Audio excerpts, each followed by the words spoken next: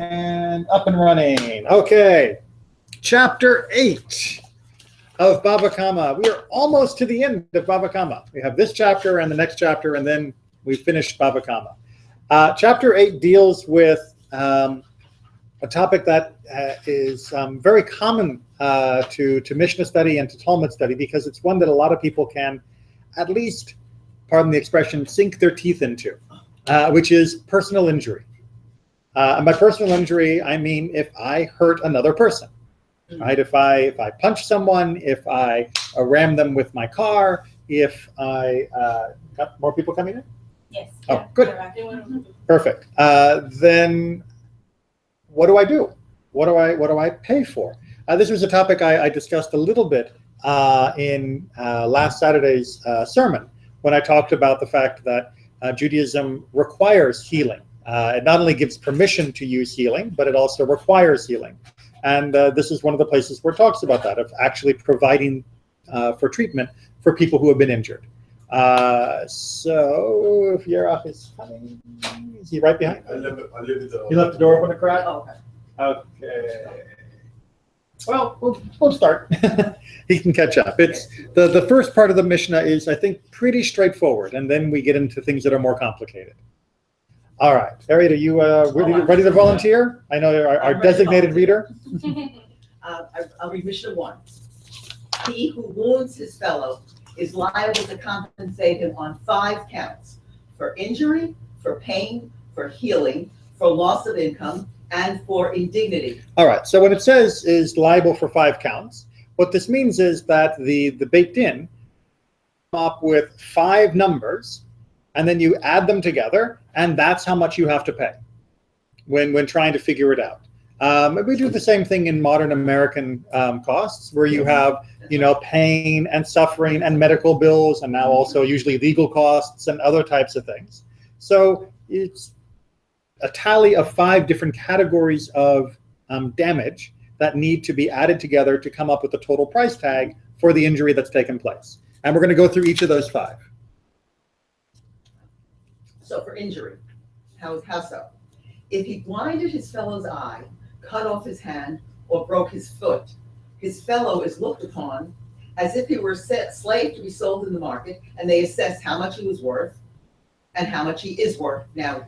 Exactly, and it's all about the past versus present tense. Right. No. Yeah, close it. Yeah, just because we like to keep the building secure. Yeah, he went and opened it for you. He did. That was the magic door opener. So for injury, this is the raw value that has been lost.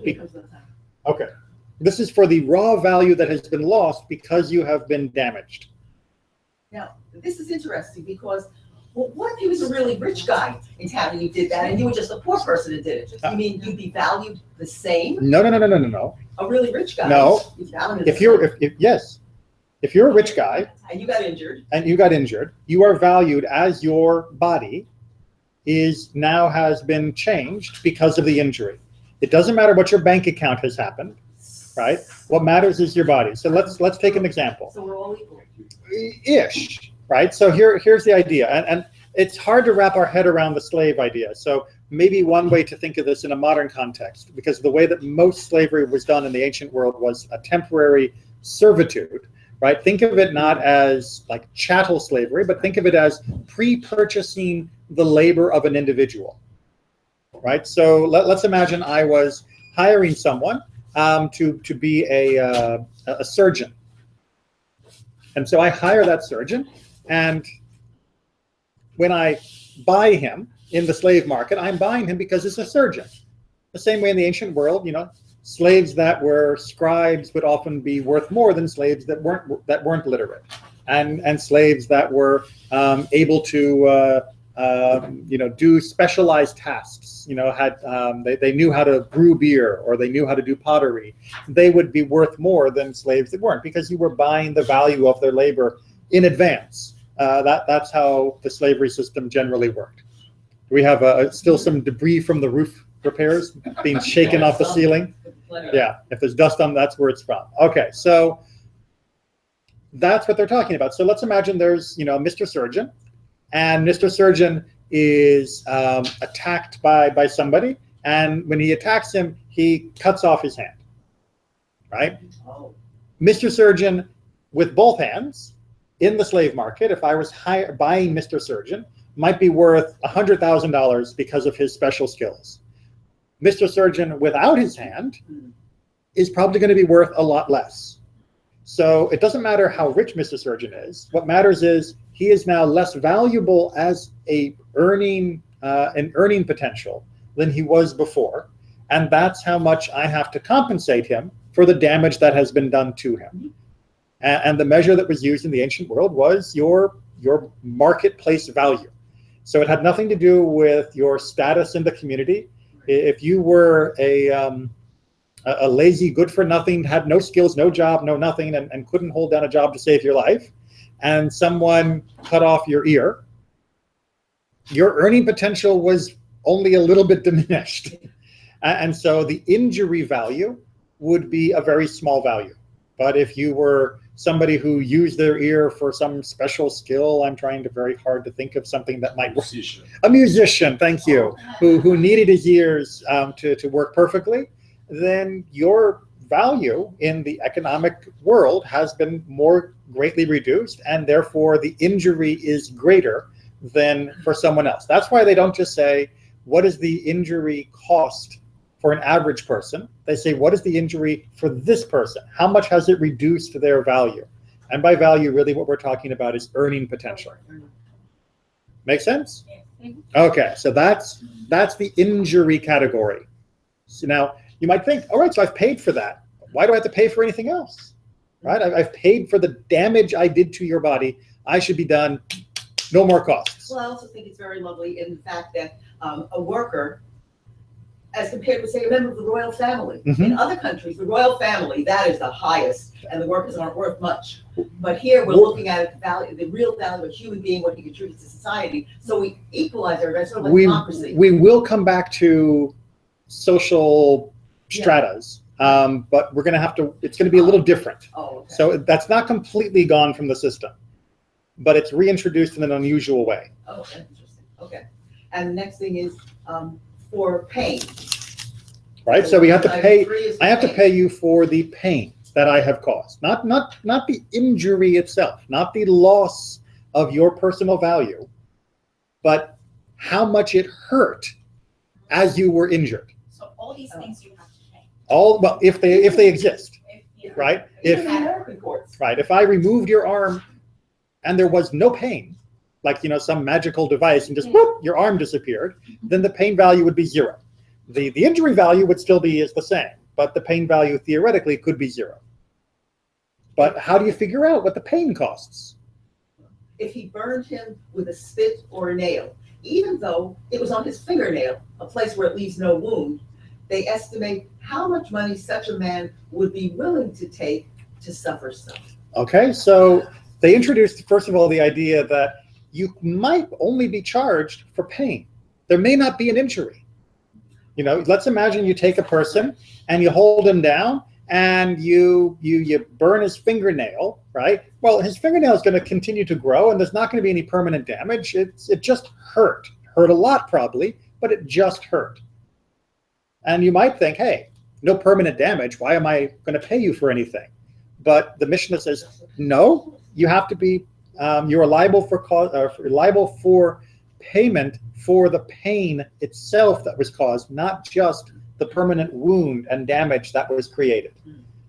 And then they come up with a very interesting way to figure it out, which is, how much would you have to pay me for me to put up with you causing me that much pain? Not the wound, right? Not the damage that's permanent. I'm not asking you how much is my arm worth, but how much would you have to pay me to feel like my arm was cut off, even though I got to keep my arm?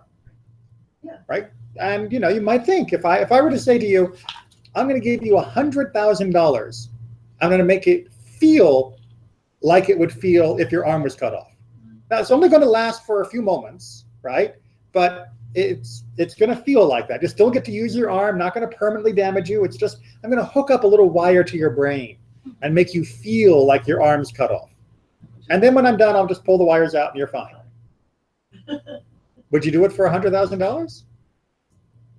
I mean, $100,000 just for pain? Okay, 150,000. But you can see that if we're not talking about injury, we're not talking about an actual wound, no permanent damage, no lasting effect other than it hurt a lot, I can see how you can begin to put a price tag on that, which is helpful because now we can begin to say, you caused this much pain, you owe this much money. But there should be a price tag, because if you cause somebody pain, you shouldn't just get away with it just because I didn't injure him. So what did I? Okay. Exactly. Hurts. That's just so hurts. Didn't leave a mark. Yeah. He's fine. Right. No, it's, how much would you have to pay me to go through that amount of pain? All right. All right. Okay. Item 4 is healing. If he struck him, he is liable to pay the cost of his healing. This was, like I said, what we discussed during what I brought as part of our discussion in last week's sermon, to talk about the idea that we are required to pay for healing. That healing is an essential part of Jewish thinking. We don't just say God will take care of the healing. We say God will help the healing if we actually go to the doctor and get the care that's needed. Right? We don't just sit back and wait for healing to happen. So the healing is referring to like medical bills. Exactly right. A nurse. Setting the bone, putting giving the pain medication, or in the old world, rubbing the poultice and herbs and all the other things that they would try to do to help with the healing. And that usually had a cost with it. Not as much as today. Costs a lot more to go to the doctor now than it used to. Of course, doctors can do more now. But there was a cost. And the person who caused the damage is required to pay for the cost of the healing. And again, you might have thought, we would say, hey, I only caused the damage. If you want to get it fixed, that's up to you. Why should I have to pay for your doctor bills? Okay, I'll pay for the broken arm. I'll pay for the pain of the broken arm. But if you want to get it fixed, that's your business, not mine. And no, the Mishnah based off the Torah says you're paying for the healing that goes along with the damage that you did. What's that? You better want to keep this person because you're going to pay for it. Well, Oh, yes. well, It's even accidental. yes, it is, and that's going to become very important in a minute. But it's important to remember at the moment that accidental injury, you are still responsible for. Remember, we talked about I don't know if it was last chapter or the previous one, that human beings are always mu'ad, right? Human beings are always considered to have been warned and to know better than to cause the damage that they're causing. There's a few things where we do allow, as we're going to see, some reductions if it's an accident. But so far, no. If I am, lifting a piano and I drop it and it breaks your foot, I don't just say sorry. I have to pay for the damages I've done to your foot. It's not just an accident. It's something that's happened to you. If I'm driving 70 miles an hour on 436 and I hit somebody, I'm going to be liable, aren't I? If I'm driving 5 miles an hour and I hit someone. That's right. You should have been watching even at 5 miles an hour. That's right. If I cause the accident, it's a problem. If I hit ice and I smash into someone, I am paying for the damages. Right? It's if my car breaks and it spins out of control, I'll probably pay damages, but if it was a foreseeable problem that the manufacturer caused, then they'll be paying for the damages, right? But yes, you don't just say, oops, and move on. You fix the person who got injured. Yeah. Okay, but the healing, we have to add a little bit of a yes, but to this, yeah. If sores arise on him on account of the blow, he is liable for the cost of their healing. But if not on account of the blow, he is not liable. Right? So if I smash you in the face with my fist over and over and over again, and then you get a really bad bruise on your thigh, I don't have to pay for this one. This I have to pay for. But over here, not so much, right? So they're trying to make sure that, just like in modern life, people don't take advantage of the system. There's no fraud. That you can't say, oh, my foot. I thought he hit you in the head. Yeah, but my foot hurts. No, we're not paying for the foot. If the wound healed and then opened and healed and then opened, he is liable for the cost of the healing. All right, so this is if the wound is beginning to heal but then it bursts or it reopens or, festers or all those other things, and then it heals again, and then it opens up again, and then it heals again, then it opens up again, you're on the hook, right? Until it's healed. But also this problem. Let's say that you don't take care about yourself, you don't follow the direction of the doctor, so that's why the wound is open again. So it's not your fault, it's the fault of the person that doesn't do what they're supposed to do. But if you had wounded him in the first place, then you wouldn't have had to do all that medicine stuff and watch it. If you hadn't injured him in the first place, he would be free of all of that. So that's your fault. And she may be a little blunt, but yes, ultimately, if you hadn't punched me, if your car hadn't hit me, if you hadn't dropped the piano on my foot, I wouldn't be in a position where my foot would be festering. So great, so I can play with this in order not to work or receive money. So I look at the time, that's terrible, that's your fault. Hold on a second. What am I paying for here? The cost of healing. Yeah. So what advantage is that to me as the sick person? You do this, you got to keep paying my doctor bills. I don't get anything else. The doctor gets rich. I don't get rich. Yeah. Right. That's why having these as separate categories was so important. That the healing is only the healing. And so if the healing takes a year, then the person who did the injury is paying for healing for a year, but that payment only goes to cover the cost of healing. It does not get added to the cost of the injury. The injury is just the injury. Yeah, but doesn't need to provide also something for loss of work? Yeah. We're almost there. 0.3 years. Mr. Lawyer. But if it did heal completely, at that point he is no longer liable to pay the cost of the healing. Right. So let's imagine it heals completely. The doctor says it's fine, and then a month later, it seems to be bothering him again. No, that the doctor said it was healed. It's healed, and it doesn't. You don't get to go back and do it again, because especially in the ancient world, but even today, any wound could eventually reopen at some point, and you can't be held accountable for that 10 years down the line, even a month down the line. If it was healed, it's healed. And if there's a new problem in that same area, we have no way of knowing for sure it's from that same cause. And therefore, we cannot take from the person who caused that first injury and force him to pay for what may be something new. But as long as it's still the same injury just being stretched out, then yes, I'm paying. All right, part 5. Loss of income. All right, here we go, Natan. He is looked upon as a watchman of a cucumber field. All right, hold on a second. The watchman of a cucumber field. A technical term that's used in rabbinic literature to basically mean the ultimate minimum wage job. Right? The watchman of the cucumber field was the job that any idiot could do. You sit and you look. There's a cucumber field, and as long as people don't steal, you did your job. That's your job. You're not guarding Fort Knox, right? You're not guarding the king. You're guarding cucumbers, and this was considered to be the lowest paid job possible.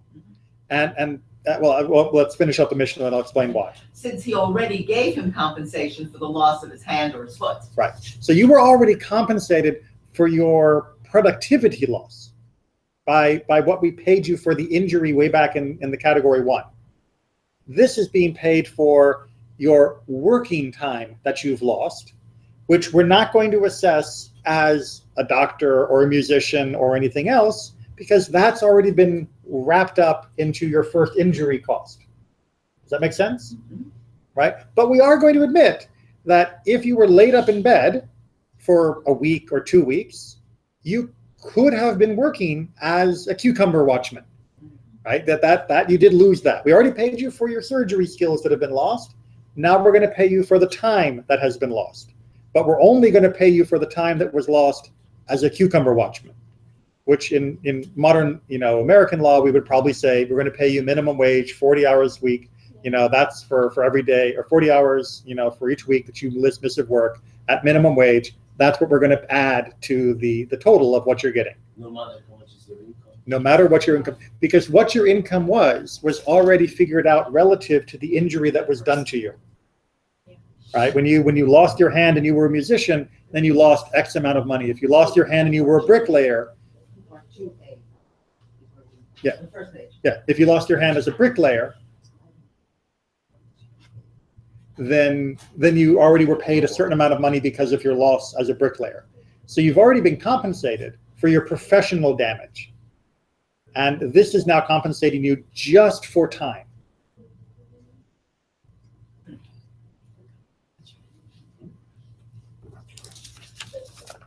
I mean, and to be blunt and a little mean, you know what? No one's going to pay you your surgeon rate anymore. So why would I pay you as a surgeon when you're missing a hand? Because sorry, you're only one-handed now. You've lost that value.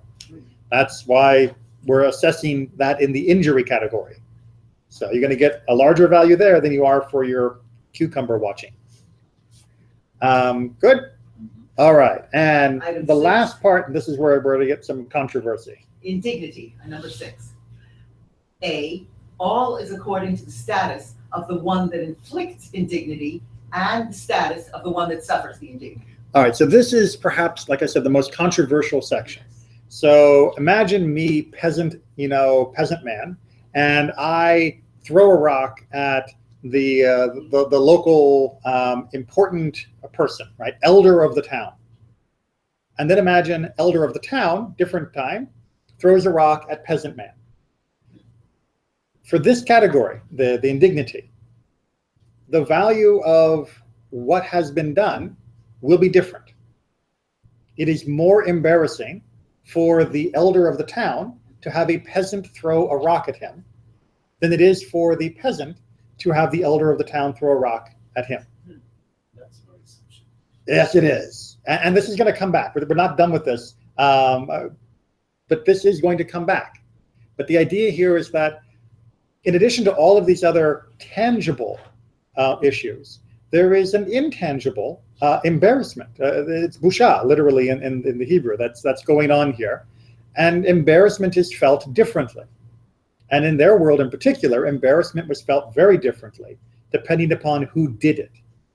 Right? If two elders of the town get into a fist fight and one punches the other and they're paying the damages, I'm not as embarrassed if my equal punched me. But if some peasant punched me, right? Some guy who's the nebbish of the town, that's more embarrassing to me. And in addition to the damage that he did to me, he should pay for the humiliation.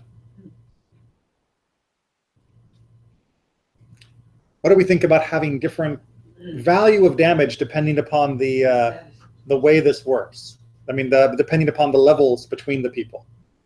We're not happy with that? No, not at all. I thought we were equal before God. We created people. So before we get back to that, let me just push a little bit here. So that means that none of you think it's right that in, I believe, every state in America, there is a greater sentence if you kill a police officer than if you kill a non-police officer.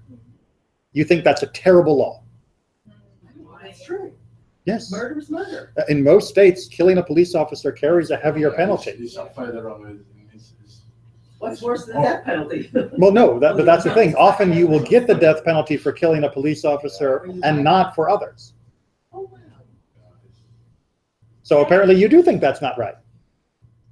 Except that the police officer is putting his life on the line to protect me. He's already putting himself in a position to be in front of someone who's bad. So I Which clearly means we should compensate his family for what his service is.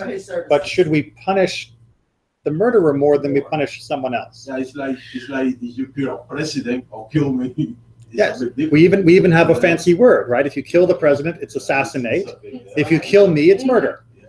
Right? So it's not as though we don't have that as part of our calculation. And even in some civil cases, the distance between the people, the embarrassment that's caused, can sometimes be considered in American law as being an important issue. So if somebody is extremely famous and somebody says something horrible about them, they can sue them for defamation of character. Most of us non-famous people, what? Your Honor, this person called me a liar, and that has deeply affected my career.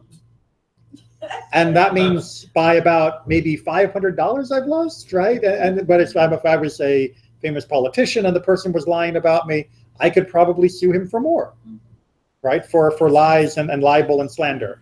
And most of us would never do slander if it was just my neighbor was telling everybody that I was ugly. I'm not going to take him to court. But if my neighbor starts sending out videos and letting everybody know that they don't like, somebody big in business or somebody big in the actor or a politician, there's a much bigger chance of a lawsuit. So this sounds very shocking, but it's not entirely foreign, even in modern American law. And we are going to push back on the seeming imbalance of this. So we're not done with this concept. So if you're still a little uncomfortable, that's okay. So let's push back first. If a man inflicted indignity on a naked man or a blind man or a sleeping man, he is still liable. Okay, so all three categories of this, right? A naked man is already exposed to the world. How much more embarrassed can he be, right? And the Mishnah says, well, he can be more embarrassed, and you've done it. Therefore, you still have to pay for the humiliation you've caused. Even though he has made himself, exposed to the world, you have added to that indignity, and therefore you're responsible. You can't say, I can't humiliate a fool. No, you can, and you did. Similarly, a blind man, what does he know? Right? So I embarrassed him in front of everybody, but he's blind. He can't see the looks on their faces. He doesn't really appreciate what happened to him. And the Mishnah says, no, you still have to pay for the damage that you did to him, the indignity. And sleeping person, what does he know? He's asleep. So he's completely out of it. The drawing on your face's friend while he's asleep. Yeah. What's he going to do? Or making them try to wet themselves or something. He's asleep. No, there is still an indignity that is done even to a sleeping person, even if they're completely even if they are completely unaware of it and never would be aware of it. You are not allowed to get away with doing it without paying the penalty. Right? So it's not as though there's such a thing as some people that we don't need to worry about embarrassing. We need to worry about embarrassing everybody as a monetary punishment, not just as being a good person, but you can be taken to court for humiliating someone.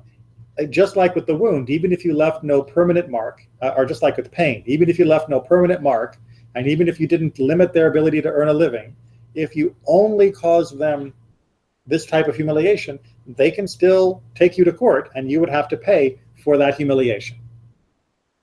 Somehow in American terms, we might call that something like bullying as well. When you haven't caused somebody actual pain, right. But if you keep putting them down for, I don't know, their religion or whatever it is, that would be, or harassment, exactly. That's right, yeah, okay. Okay, and then we're going to get a little bit more that hopefully will also help us understand where the rabbis were going with this.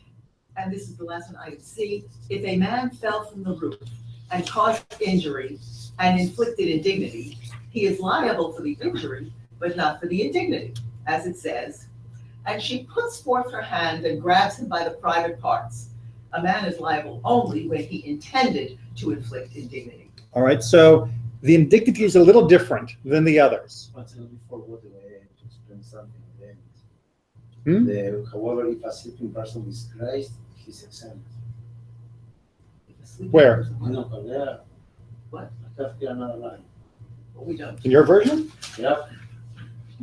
Let's see. Too bad. No.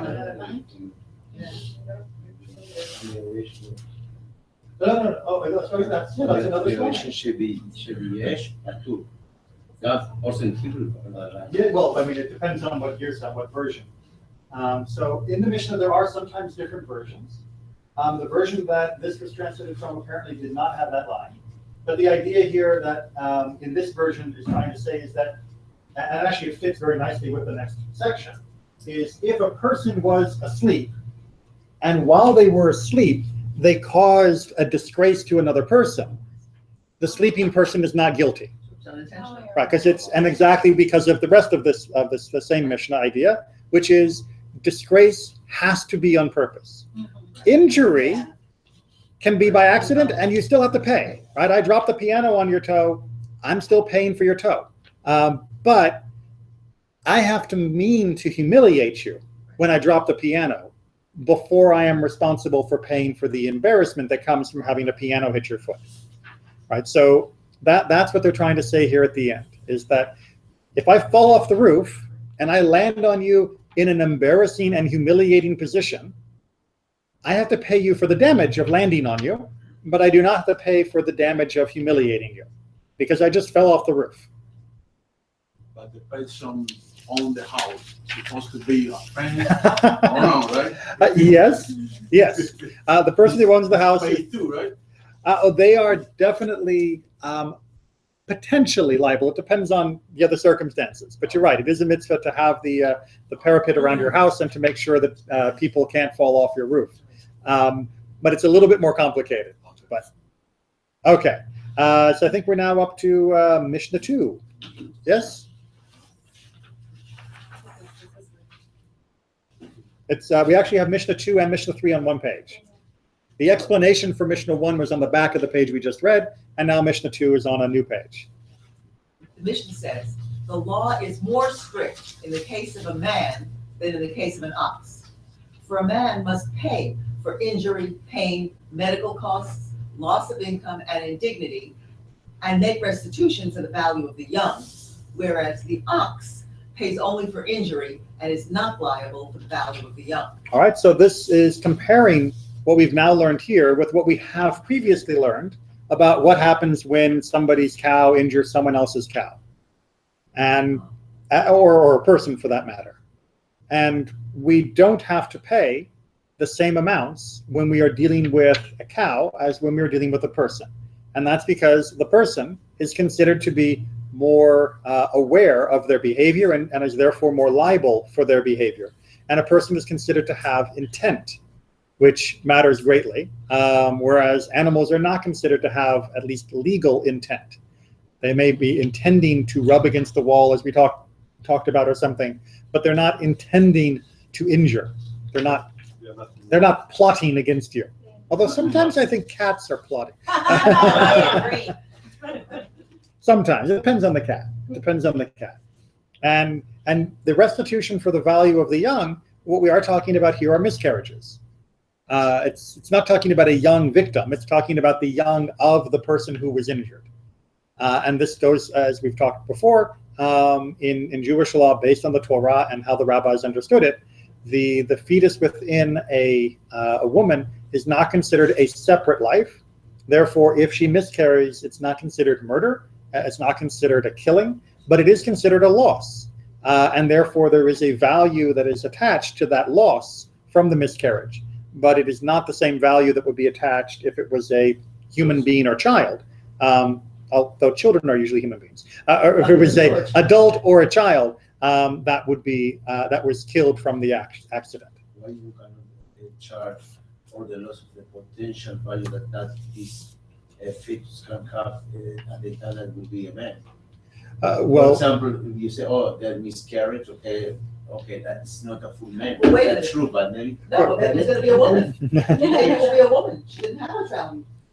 Well, they could tell from but from a miscarriage, they would be able to tell from the what came out. Oh, okay.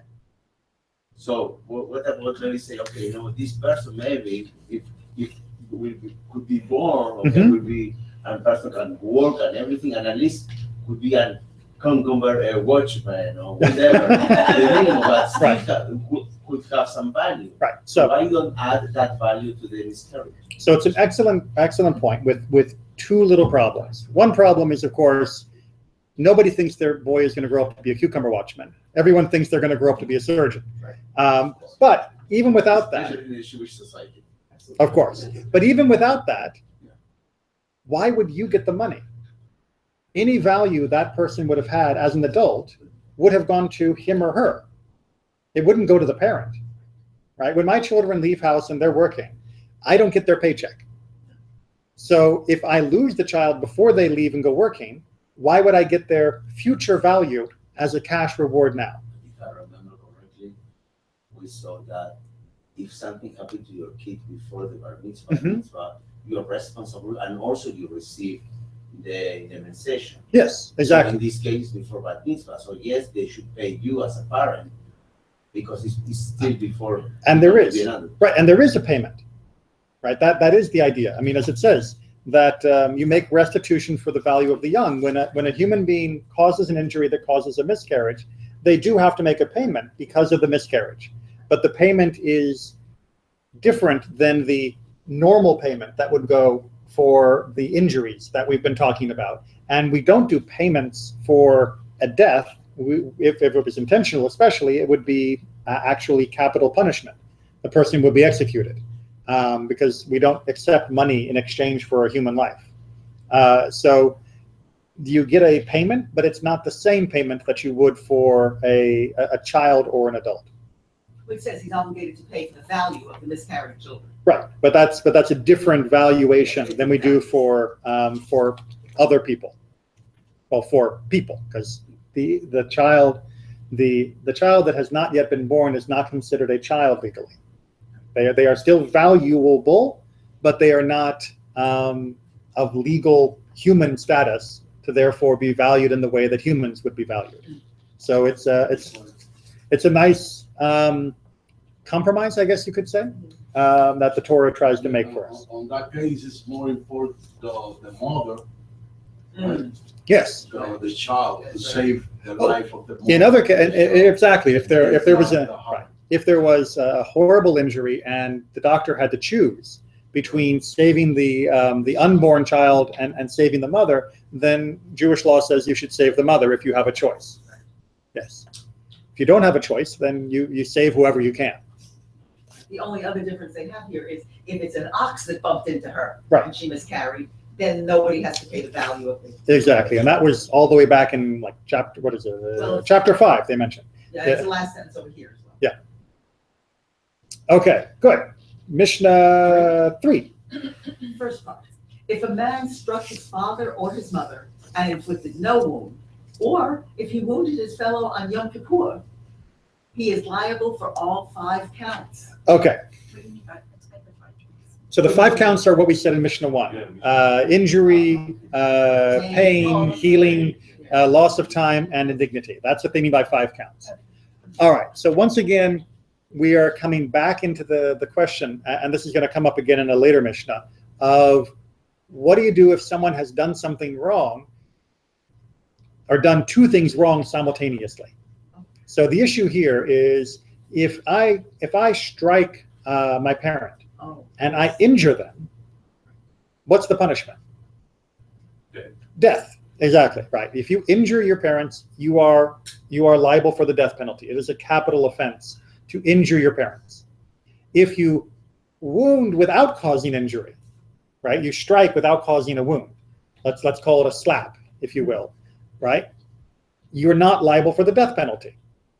So what they're trying to distinguish here is if I hit but don't wound, I'm not liable for the death penalty, but I do still have to pay for the 5 types of damages that I've now done. The injury, the pain, the healing, the time loss, and the indignity. So, and same thing for Yom Kippur, right? Normally on Yom Kippur, if you do something that is punishable, if you do something that transgresses Yom Kippur, like wounding someone else, the punishment is karet. But karet, which is usually considered translated as death by the hand of heaven, not rather than by the court, does not cancel out the earth's court, which means you still have to pay for the damage you did. So I don't get to punch someone on Yom Kippur and say, don't worry, God will punish me. Right? I punch someone on Yom Kippur and God will punish me and the court will punish me. But the court can't punish me twice. But we didn't see that in Get the Cup. In sure punishment, you always pick the biggest one, the most one. Exactly right. But now you go to the opposite one. Well, no, because in both cases, but I'm not in control. As if I was part of the court, I'm not in control of the bigger punishment of karet. God's in control of that.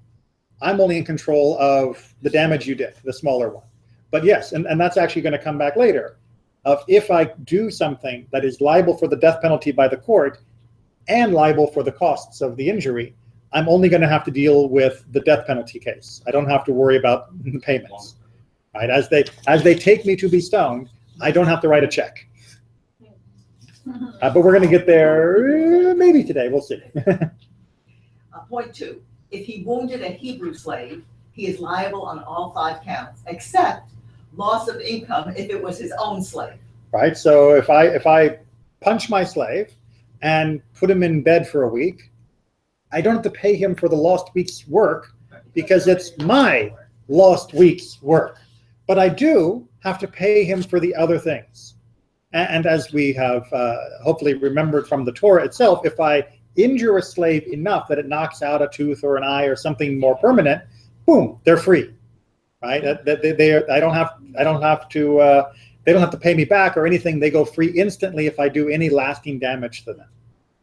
And yes, in ancient Israel, you were allowed to motivate your servants to do work by inflicting some amount of corporal punishment. The same way that up until very recently in America, you could motivate your children to do things by using corporal punishment. You know, put your kid over the knee and spank them, and teachers rapping kids, you know, with knuckles, and you know, other types of well, and some of it more than just, you know, a touch on the tush. You know, some of it was much more forceful. You know, the old thing of when you went to school and, you know, the frontier schools in America, you had to bring a stick in, and the stick was either going to be used for the fire, or it would be the stick the teacher would hit you with if you did something wrong. So I remember that. well, and you know, you can sort of understand if someone has made the investment of hiring someone as a prepaid worker, what we would call a slave. They expect to get the work out of that person during the time they have before they go free in the sabbatical. And to get the work out of them, you may need to convince them to work. And what it's saying here is that if that convincing moves from the threshold of convincing to actually wounding, you are responsible for the damages you just did. And you're responsible the same as if you hurt a free person. And so this is, again, I guess a compromise might be the right word, but it's a compromise that is protecting the humanity of this indentured person. To say, yeah, we're kind of sort of going to give you a little bit of freedom to motivate them, but you take it too far and you're going to pay the price, because you don't get to treat them like you might treat an animal. And even animals, there are limits to how much we can injure them. Make sense? Okay. And now? Rabbi Judah says, slaves do not receive compensation for indignity. Oh, well, but first of all, part A. That's right. Right. Sorry. If he wounded a Canaanite slave, a non-Jewish slave, then he's liable on all 5 counts. Right? Right. But So, Rabbi Judah disagreed. and says you don't have to pay for indignity. And then why would Rabbi Judah say that, do you think? It's enough of indignity to be a slave. Exactly. So he's going back to the position that we were talking about before, about the naked, the sleeping, the blind, and saying, you know, if you're already a slave, you've got no dignity left. Right? So how can I possibly take that away from you? And the other sages disagree. And they say, no, you can still be, you know, humiliated even while a slave. You can be taken further down. And that means that if someone does so, you have to compensate. You have to pay them for what you did. All right. I think we still got time. We can move on. We're doing pretty well here with chapter 8. Yes, Mishnah 4. First part is, it is a losing proposition to meet up with a deaf mute, an idiot, or a minor. Okay. I know it sounds like the beginning of a joke, but it's not. What? Meet up with? Yeah. To injure? To get into a Face to face. what's that? Discussion. To get into a situation, Argument. right? To have a confrontation. Here you put the clash to clash. Clash is nice. Clash, confrontation, yes, right. And it's just, you're not in a good position with these people. Why would that be? Part A, Mhm. he that injures them is obligated. Right? If I punch a deaf mute, if I punch an idiot, and remember by idiot, we're talking about someone not just who's not clever, but somebody who is mentally not capable, or I punch a minor, someone under the age of bar or bat mitzvah, and I punch them, I have to pay like I would for anybody else for the damages that I've done. Sure, we say. However, And they that injure others are exempt. a child runs up and kicks me in the shins, I don't get to take him to court. They don't know enough now. Exactly right. They're not legally responsible. An idiot that punches me on the street, or a deaf mute that pushes me into the gutter, even if I break my leg, what am I going to do? Sue him? Right? These are people that are not considered to be legally responsible for their actions, and therefore, even if they injure me, I can't get anything from them. Therefore, don't mess around with them, right? That's why it's a losing proposition to have a clash. I like the word clash. That's a good translation, right? It's a losing proposition to have that confrontation, because if you hurt them, you're on the hook, and if they hurt you, they're not. So, which, by the way, is a lovely reminder of one of the reasons why we have these laws in the first place, which is if we're on an equal playing field, right? And if it's just me and you, and I know that if I hurt you, I have to pay for the damages, and if you hurt me, you have to pay for the damages, I feel more protected now that you're not going to hurt me and that I don't have to hurt you, because I know that there is some buffer of law that will control your actions and control mine and make us both safer in the process. Whereas if I see somebody who is an idiot, again, technical term here, or a deaf mute or a child, I'm less sure that they're going to be reined into proper behavior. And yet I know I'm still responsible for what I'm doing. Right? You can't say, oh, the person's a deaf mute. Who cares if I humiliate him? Who cares if I even hurt him? I mean, he's no better than an animal. No. Absolutely, they may not be able to be fully legally responsible, but they are still fully human, and therefore they still deserve all compensation if they are damaged, injured, humiliated, etc. Right? So it's a very good reminder of what it means to be human. And then in a similar situation. Point two, it is a losing proposition to clash with a slave or a married woman. Okay, why would that be? Again? Well, they don't own their own property, so Exactly you have to right. get anything for it. Exactly. What's the old term? You can't get blood from a stone, right? You can't make them pay up, because technically their property isn't their property. It's owned by their master, or by their husband in the case of a married woman. And we'll come back to that in a second. Let's just finish off. Part A, But she owns her own property. unless her father owns it. Right. No, but some women, yes, they were on the property. Yes, that's why. So if it's a single woman, she owns her own property. She is fully responsible. And in fact, Okay. as we're going to see, finish off real quick, and then we'll have all the bits to talk about. He that injures them is obligated, and they that injure others are exempt. However, they pay after some time. If the woman was divorced or the slave freed, then they are liable for restitution. okay, so if she punches me and breaks my nose, I can't get any money from her because she doesn't have any of her own. But if her husband says, that was terrible what you did to poor Rabbi Neely, I'm going to divorce you. Now, after he's paid her the ketubah, she's going to have to pay me for my nose. But why you cannot go after the husband? He didn't hit me. Yeah, but he's responsible of the woman.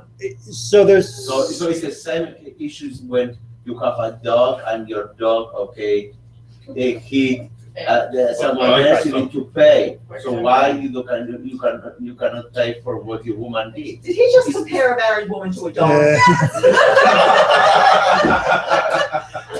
Okay, I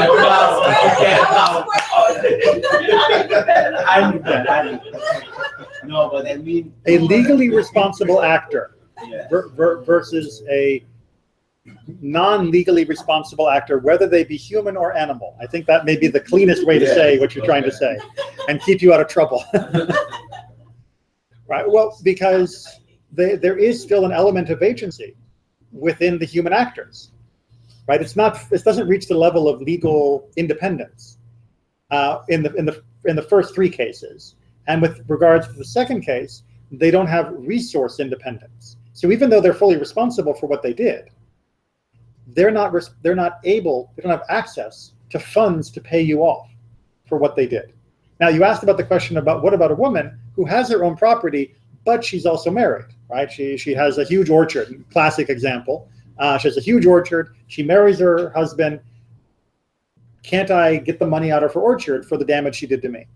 And the answer is no, because the orchard is considered to be her property still, but under lien to her husband. And therefore, he can enjoy the fruits of it while they're still married, but he's not allowed to totally dispose of it without her permission. But she's also not allowed to dispose of it without his permission. So once you're married, there are limits on how she can use her own property, even if it is her own property. Now, there are ways that a woman can carve out financial independence, even under classical Jewish law, but it's very complicated and very few people actually did that. But that was the reason why, even though she had her own property, she didn't have access to it as a monetary thing. And that's why when she's freed, when she's divorced, sorry, or a slave who is freed and now has access to their property, now they're responsible for paying from their property for the damages that they did. You don't say, well, I wasn't divorced at the time of the injury. That wasn't the issue. You just didn't have access to your property at the time of the injury. And is there a time limit to that? Let's say, for example, we decide to divorce her 2 years down the road instead of outside the scope of our discussion. That's going down a rabbit hole. Yeah. What about if the man broke the nose to provide everything? Yeah. Oh yeah, if you break my nose, you're responsible. No. Sorry, if Natan breaks my nose, then yes, Natan is responsible on the day. Okay. Even if he's married, he can. Yes. Yeah. I'm sure his wife will be angry with him, but what's that? Why did you break his nose? You know what that's going to cost us? I try to think your explanation about why, if your woman do something correctly, also if she doesn't have any property, you cannot be responsible for her deeds. Because they're her deeds, not yours. She is illegal, but she is a legally responsible person. So the buck stops with her. But the problem is she has no bucks. So it's very comfortable to the woman. Oh yes, I'm sure throughout all of history, women have said. No, because you can do whatever you want, and you don't have any legal responsibility, like monetary. Do you know what your husband would do to you? Yes. Corporal punishment for your spouse was also allowed in many cultures for a long time. And plus, the husband could simply divorce you, in which case you're divorced and you're now responsible for making the payments. So it's not exactly a free ride. You're right. It looks to the victim like I got ripped off because I got injured by someone who can't pay. But it doesn't exactly put women in the position where they could just walk down the street punching people and say, nothing you can do about it, because there were things that the community could do. What was the limit? Because I was right. Oh, she was asking about a time limit, but I said that's outside the discussion for tonight. Like, how far do you have to go? I'm a widow now, and 50 years later, remember 50 years ago when you kicked me in the shins? All right, well, we're going to leave it with Mishnah 4. Mishnah 5 is picking up where Mishnah 3 left off. So we'll remember injuring your parents and all of that. So keep that in mind as we'll come back for next week. And that's it for tonight.